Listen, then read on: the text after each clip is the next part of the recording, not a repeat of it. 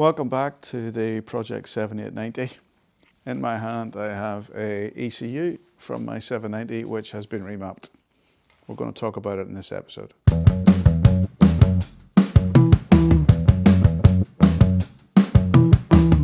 Hi folks, welcome back to the Project 7890. I've got an ECU in my hand. It has been sent away for some tinkering, and I'm hoping this is a solution to ensure that my mapping on the engine swapped 790 is all good. Basically the backstory to this is there's a chap down in Lancashire, a chap called Andy, who runs a company called Junction 33 Developments. He's known for his work on some of the Dukes and 790s and 890s, and he's a bit of an expert at remapping those and getting the best out of them. So from what I believe, this now has the 890 Adventure fuel map on it that he has developed with bikes with decats and slip-on exhausts.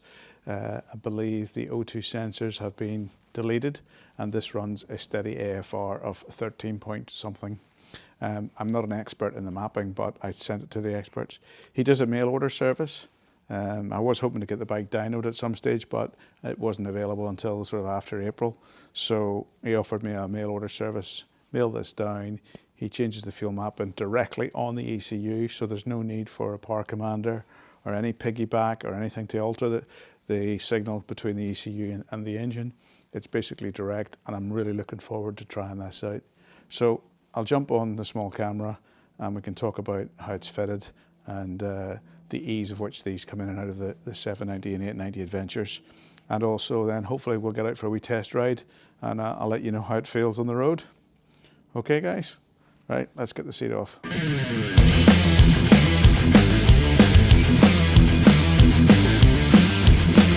Okay guys, just taking the seat off, just to let you know, in case you're unfamiliar with that, the ECU on the 890-790 Adventure is just above the battery box here. So I don't know if you can see there, it may be quite dark inside, but basically I've got a lot of wires, etc. in here, so it gives you an idea of how tight it can be at times. But what I'll do, I'll make some room and then we can see what else is in here. We can just about see the ABS pump. There's a few extra dongles and stuff in here, which is stuff which I've had fitted to the bike, obviously after market-wise, but you can see the gap there. That's basically where the box goes.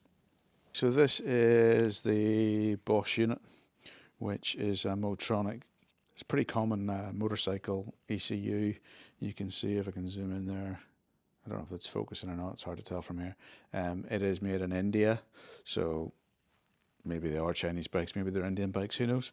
So this basically fits in behind the battery box. I think it's that way, because the flat bit goes to the back of the battery box. And then literally it's two plugs, here and here, which fit in a pretty standard way. And then that's basically it, done. But I will put it in and then bring you back. Okay, let's see if we can just get this back in the way it came out. It's just literally a slide to fit.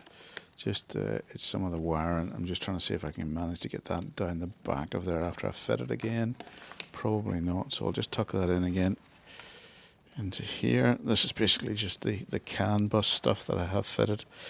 Just make sure it's out of the way, and then we can take it from there. It is a little bit tight, especially with the tank off, so just bear with me a sec while I poke around.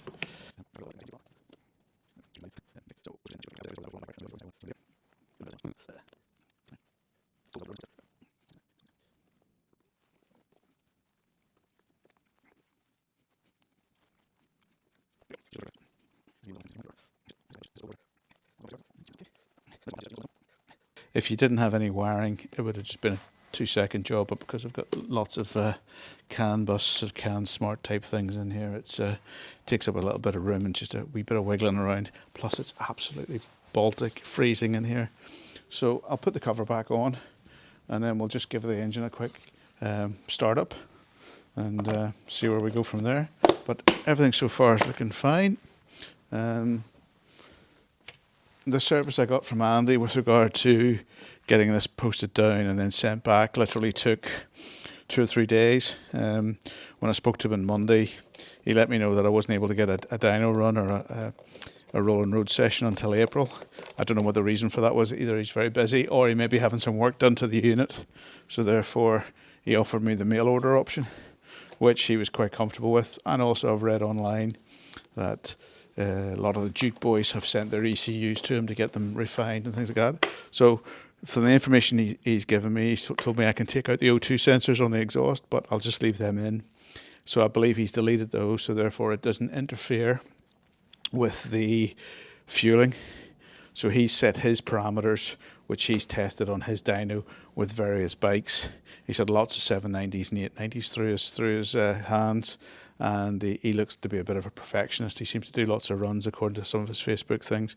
He doesn't just do KTMs, he does a lot of bikes. So really pleased with the service I got from him. Good value, no way of disclosure or anything like that. I paid for this with my own money. I was going to hire a van, drive down, pay for a dyno session and get it tuned. So you can imagine what the cost of that would be. But for £250 plus £10 postage back to me, he put the tune on the ECU, which is basically the cost of the hire van, in my opinion. Bike's in neutral. I tend to pull the clutch in anyway when I start. So here goes.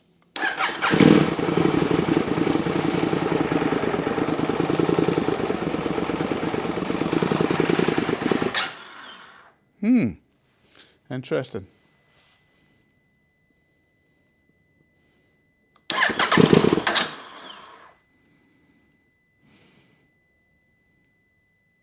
Wasn't expecting that.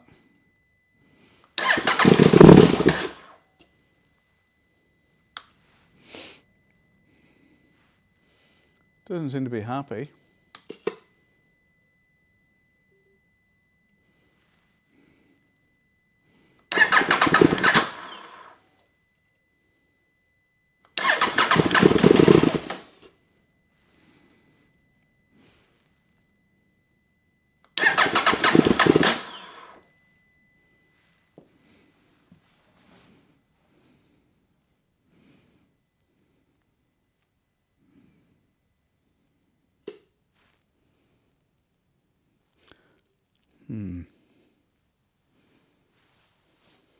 Let's try it off again, and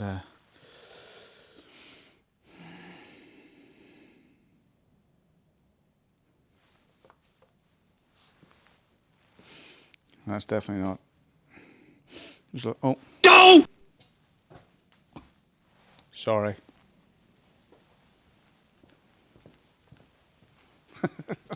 Sorry, I can only laugh because that is the sort of thing I would have been fucking running about going, what the hell's going on? So apologies to everybody for that. Like, to err is human. That's all I'll say. Putting a plug in your exhaust. Give it a wee minute, I've probably flooded it.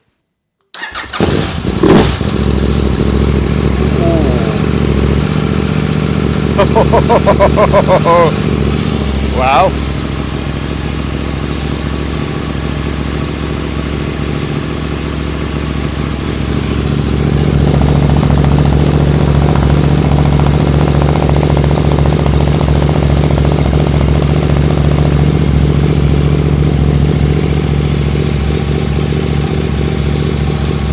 Okay, I don't know if you can hear me over the racket of the bike, but if you look at the rev counter, it is rock steady. There's no hunting, no anything, so that's pretty good in my books. I'd be interested to actually get my ODB on it and see what the fueling's like from the idle point of view. So I'll maybe turn the bike off and just do that. Sorry. Hopefully you heard that. Basically the idle was rock steady. Happy enough. Apologies for the plug.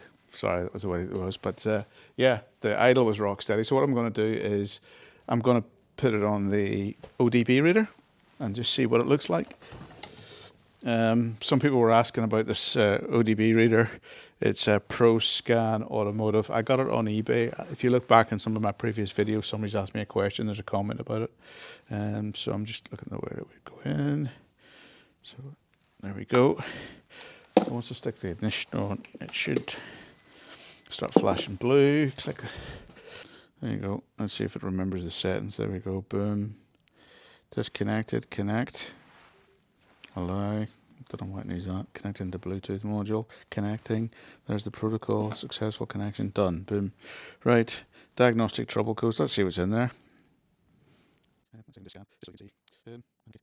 Does it say anything about error messages? Dashboard, what's that? You can tell that trouble codes. Read. There's a fuel sensor. Don't have the time to test fuel. These one request. Like search restriction only ABS. I don't know what that is. Maybe the fact that I can print a version of that. It's on the screen. Okay. Like that's okay. Okay.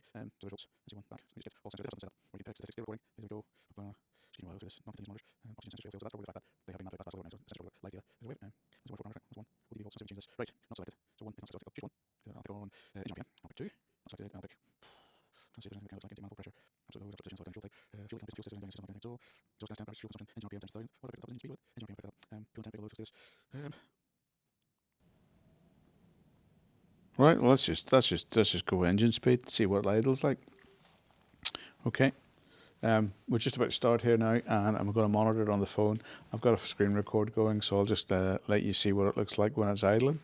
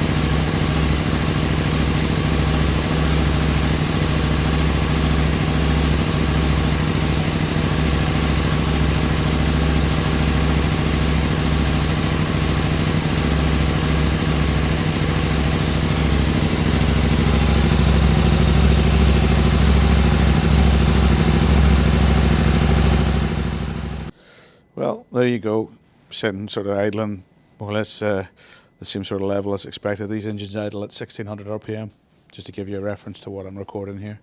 So, yeah, all in all, I'm happy. Bike sounds to be a lot happier. You can tell there's a little bit more fuel in the fumes. I'm in a closed garage here because it's really windy outside. So it is, you can smell it's a little bit richer. So overall, pretty happy. The big test will be when I take it out for a run, and that'll hopefully be next.